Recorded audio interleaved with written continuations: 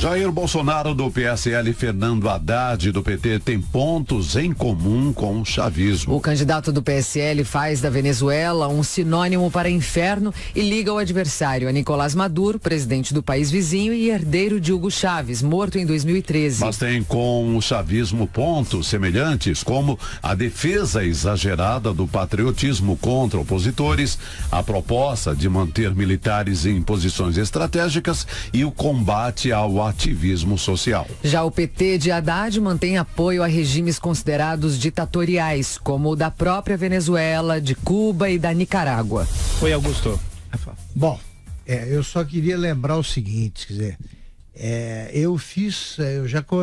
eu lia todas as manchetes dos jornais, os títulos mais importantes dos jornais, das edições dos jornais que eu dirigi. Eu li mais de 10 mil primeiras páginas e tal. Eu me orgulho por não ter no meu currículo deixar passar o seguinte título: Anti-Venezuela, Bolsonaro imita ideias chavistas, PT se alinha no eixo externo. Eu acho que ninguém entendeu. Veja bem, existem sim semelhanças entre o Bolsonaro e o Chávez, claro.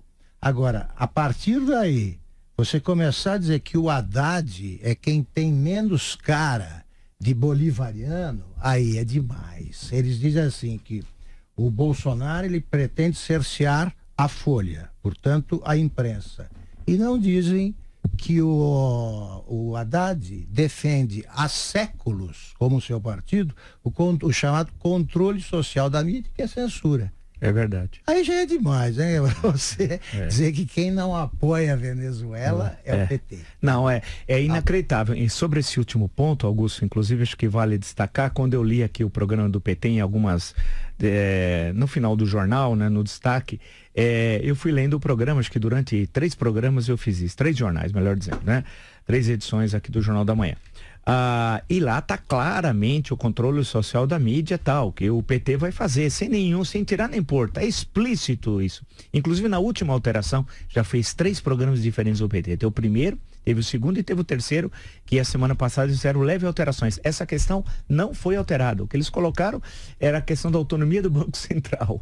Mas, né, então, realmente, a matéria, nesse ponto, a matéria do jornal Folha de São Paulo é absolutamente questionável. Né? Primeiro, claro, essa manchete que é incompreensível, numa língua aparentada ao português, porque não dá para entender, né? Deve ser um dialeto folianês, não sei lá a denominação que se dá a isso tal, folianês e tal.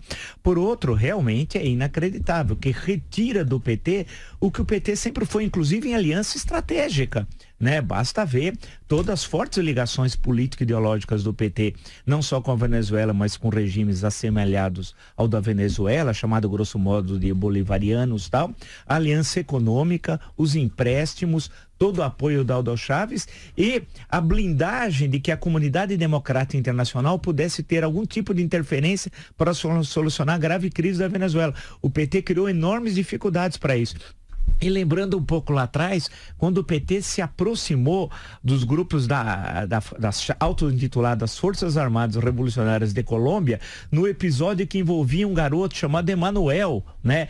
Vamos lembrar todo episódio, o sequestro da senadora, da sua auxiliar, né? Estamos falando da Bettencourt, né? Todos aqueles episódios em que o Marco Aurélio Garcia, então, vamos nos esquecer, então, ao homem forte da política externa brasileira, fez um conluio com as auto-intituladas Forças Armadas Revolucionárias de Colômbia, que é um grupo terrorista tal.